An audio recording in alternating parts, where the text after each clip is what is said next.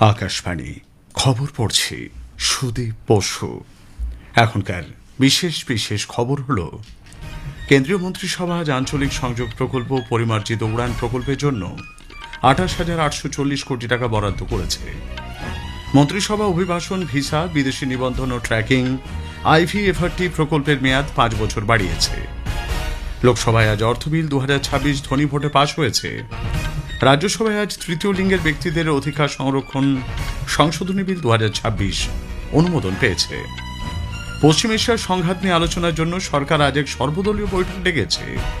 রান্নার গ্যাসের refill booking নিয়ে বিভিন্ন সংবাদ মাধ্যমে প্রচারিত খবরের প্রেক্ষিতে সরকার স্পষ্ট জানিয়েছে, বুকিংয়ের সময়সীমার আপাতত কোনো পরিবর্তন হয়নি। পশ্চিমবঙ্গে এসআর প্রক্রিয়ার বিচারাধীন থাকা প্রায় 60 লক্ষ নামের মধ্যে ইতিমধ্যেই 32 লক্ষের নিষ্পত্তি হয়েছে। প্রায় 40% নাম বাদ গেছে বলে মুখ্য নির্বাচনী আধিকারিকের দপ্তর সূত্রে খবর। ছত্তিশগড়ের রায়পুরে আজ সন্ধ্যায় শুরু হচ্ছে প্রথম খেলো ইন্ডিয়া ট্রাইবাল গেমস। আসছে বিস্তারিত খবরে। কেন্দ্রীয় মন্ত্রিসভা আজ আঞ্চলিক সংযোগ প্রকল্প পরিমার্জিত উড়ান প্রকল্পের জন্য 28,840 কোটি টাকা বরাদ্দ করেছে। আগের প্রকল্পে এতে কিছু রদবদল করা হয়েছে। 2026-27 থেকে 2030-35-36 পর্যন্ত প্রায় 10 বছরের জন্য এই প্রকল্পটি বাস্তবায়ন মন্ত্রিসভা ছাড়পত্র পেয়েছে। কেন্দ্রীয় মন্ত্রী অশ্বিনী বৈষ্ণব জানিয়েছেন, সরকারের এই সিদ্ধান্তে আঞ্চলিক সংযোগ আরো জোরদার হবে। आज प्रपोजल एक अप्रूव हुआ है 28,840 करोड़ रुपीस से, वो है मॉडिफाइड उड़ान, एक तरीके से उड़ान 2.0। इसमें 100 न्यू एयरपोर्ट्स को डेवलप किया जाएगा। राज्य सरकारों को ये चैलेंज दिया जाएगा कि आप लोग प्रायोरिटी डिसाइड करो कहाँ पे एयरपोर्ट बनाना है, और लैंड से रिलेटेड, परमिशन से रिलेटेड कहीं पर भी कोई भी इश्यू आता है वो सब आप प्रायोरिटी बेसिस पे क्लियर करो, उस एयरपोर्ट को लिया जाएगा इस प्रोजेक्ट। মন্ত্রিসভা অভিবাসন, ভিসা, বিদেশি নিবন্ধন ও ট্র্যাকিং IVFRT প্রকল্পের মেয়াদ 5 বছর বাড়িয়েছে। 2026 সালের 1 এপ্রিল থেকে 2031 সালের মার্চ পর্যন্ত এই প্রকল্প চলবে।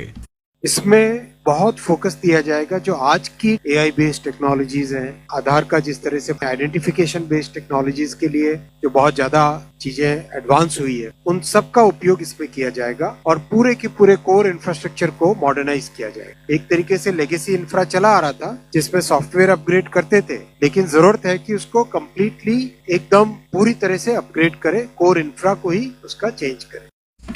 লোকসভায় আজ অর্থ বিল 2026 ধ্বনি ভোটে পাশ হয়েছে। এই বিলে 2026-27 আর্থিক বছরের জন্য কেন্দ্রীয় সরকারকে দেওয়া আর্থিক প্রস্তাব রূপায়ণের সংস্থান রয়েছে। এই বিলে সরকারের আনা বিভিন্ন সংশোধনীতে ছাড়পত্র দিয়েছে সভা।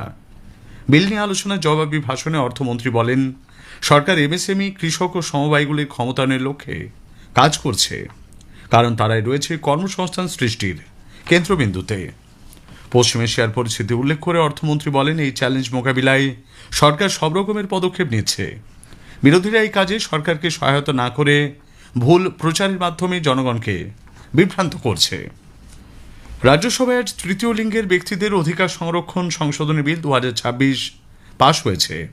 এর ফলে বিলটি সংসদের 2 কক্ষেই পাশ হল। গতকাল লোকসভায় বিলটি ধ্বনি ভোটে গৃহীত হয়। বিরোধী দল আজও ওয়াকআউট করে। এই বিলের মাধ্যমে তৃতীয় লিঙ্গের ব্যক্তিদের পরিচয়ের সংজ্ঞা নতুনভাবে নির্ধারণ করা হয়েছে। নতুন সংজ্ঞায় তৃতীয় লিঙ্গের ব্যক্তিদেরকে জৈবিক গঠনের ভিত্তিতে ব্যাখ্যা করা হয়েছে। এদিকে বিরোধীরা অভিযোগ করেছে যে এই পরিবর্তন তৃতীয় লিঙ্গের সম্প্রদায়ের স্বীকৃত অধিকারকে সংকুচিত করবে।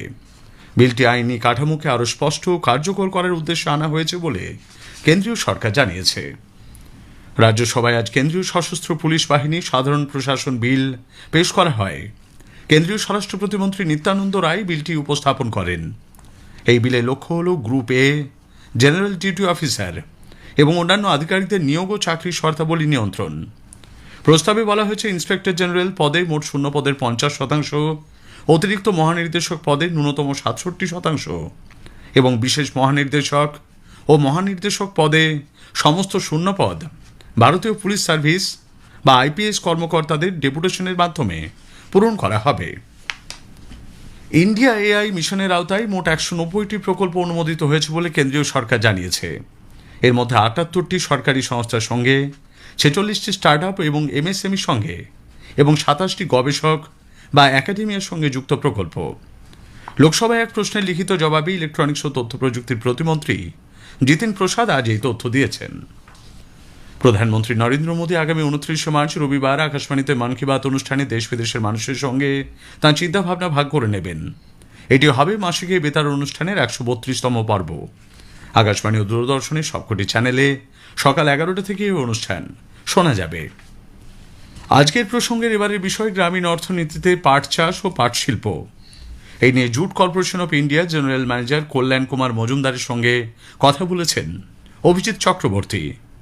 আকাশবাণী সংবাদ বিভাগ প্রযোজিত অনুষ্ঠানটির দ্বিতীয় তথা শেষ পর্ব শুনবেন আজ রাত 9:30টায় গীতাঞ্জলি প্রচার তরঙ্গে ডিটিএইচ বাংলা পরিষেবা, আকাশবাণী সংবাদ কলকাতা সোশ্যাল মিডিয়া প্ল্যাটফর্মে। খবর শুনছেন আকাশবাণী থেকে। পশ্চিম এশিয়া পরিস্থিতি নিয়ে সংসদ ভবন চত্বরে আজ কেন্দ্রীয় সরকারের আহ্বানে সর্বদলীয় বৈঠক চলেছে। প্রতিরক্ষামন্ত্রী রাজনাথ সিং বৈঠকে সভাপতিত্ব করছেন। উপস্থিত রয়েছেন কেন্দ্রীয় স্বরাষ্ট্রমন্ত্রী অমিত শাহ, বিদেশমন্ত্রী এস জয়শঙ্কর, পেট্রোলিয়াম মন্ত্রী হরদীপ সিং পুরী, সংসদীয় বিষয়ক মন্ত্রী কিরেন রিজিজু, জেডিইউর কার্যকরী সভাপতি সঞ্জয় ঝা এবং রাজীব রঞ্জন সিং সহ অন্যান্য নেতারা। বিরোধী দলের পক্ষ থেকে কংগ্রেস নেতা মুকুল ওয়াসনিক ও তারিক আনোয়ার, সিপিআইএমের সাংসদ জন ব্রিটাস এবং সমাজবাদী পার্টির সাংসদ ধর্মেন্দ্র যাদব উপস্থিত আছেন। বিদেশমন্ত্রী ডক্টর এস জয়শঙ্কর আজ দুপুরে নতুন দিল্লিতে মার্কিন যুক্তরাষ্ট্রের under secretary of war Elbridge কোলবির সঙ্গে সাক্ষাৎ করেছেন। বৈঠকে বর্তমান ভূরাজনৈতিক পরিস্থিতি নিয়ে মতবিনিময় হয়েছে বলে সামাজিক যোগাযোগ মাধ্যমে এক বার্তায় ডক্টর জয়শঙ্কর জানিয়েছেন। সরকার জানিয়েছে 26 টন অপরিশোধিত তেল শোধনের ক্ষমতা দেশের রয়েছে। জনসাধারণকে এ নিয়ে আতঙ্কিত হওয়ার বা কোনো রকম গুজবে বিশ্বাস না করার আবেদন জানানো হয়েছে। নতুন দিল্লিতে আজ পশ্চিম এশিয়ার সাম্প্রতিক পরিস্থিতি নিয়ে এক আন্তঃমন্ত্রক বৈঠকে পেট্রোলিয়াম ও প্রাকৃতিক গ্যাস মন্ত্রকের যুগ্ম সচিব সুজাতা শর্মা স্পষ্ট জানান, দেশে পেট্রোল ও ডিজেলের দাম বেড়েছে বলে গুজব ছড়ানো হচ্ছে। हमारे पास लगभग सालाना 26 करोड़ टन कच्चे तेल को रिफाइन करने की कैपेसिटी उपलब्ध है। मैं बताना चाहती हूं कि पेट्रोल और डीजल के प्राइस में कोई बढ़ोतरी नहीं की गई है। अतः मेरा आप सभी से आग्रह है, कृपया अफवाहों पर ध्यान न दें। রান্নার গ্যাসের রিফিল বুকিং নিয়ে বিভিন্ন সংবাদ মাধ্যমে প্রচারিত খবরের প্রেক্ষিতে সরকার স্পষ্ট জানিয়েছে, বুকিংয়ের সময়সীমার কোনো পরিবর্তন হয়নি। শহরাঞ্চলে একটি গ্যাস বুকিংয়ের 25 দিন পর দ্বিতীয়টি এবং গ্রামাঞ্চলে তা 45 দিন পরে করা যাবে। এই সময়সীমার কোনো হেরফের হয়নি। পাকিস্তানের ইসলামাবাদে নিযুক্ত ইরানের রাষ্ট্রদূত রেজা আমিরি মুগাদাম জানিয়েছেন, ওয়াশিংটন ও তেহরানের মধ্যে কোনো আলোচনাই হয়নি। তিনি বলেন, বর্তমান যুদ্ধ আসলে আমেরিকার বিশ্বাসঘাতকতার ফল। পাকিস্তানের ইরানি রাষ্ট্রদূতকে উদ্ধৃত করে সরকারি সংবাদ সংস্থা ইরনা নিউজ একথা জানিয়েছে। পশ্চিমবঙ্গে বিশেষ নিবিড় সংশোধনী বা এসআইআর প্রক্রিয়ায় বিচারাধীন থাকা প্রায় 60 লক্ষ নামের মধ্যে ইতিমধ্যেই 32 লক্ষের নিষ্পত্তি হয়েছে। এর মধ্যে প্রায় 40% নাম বাদ গেছে বলে রাজ্যের মুখ্য নির্বাচনী আধিকারিকের দপ্তর জানিয়েছে। সোমবার প্রকাশিত প্রথম সাপ্লিমেন্টারি তালিকায় প্রায় 10 লক্ষ ভোটারের নাম অন্তর্ভুক্ত করা হয়েছিল। সেই সময় পর্যন্ত প্রায় 29 লক্ষ কেস নিষ্পত্তি হয়েছিল। নবরাত্রির সপ্তম দিনে দেশবাসীর হয়ে মা কালরাত্রির কাছে আশীর্বাদ প্রার্থনা করেছেন প্রধানমন্ত্রী নরেন্দ্র মোদী। আজ সমাজ মাধ্যমে এক বার্তায় সকলের সুস্বাস্থ্য সাফল্য কামনা করেন তিনি।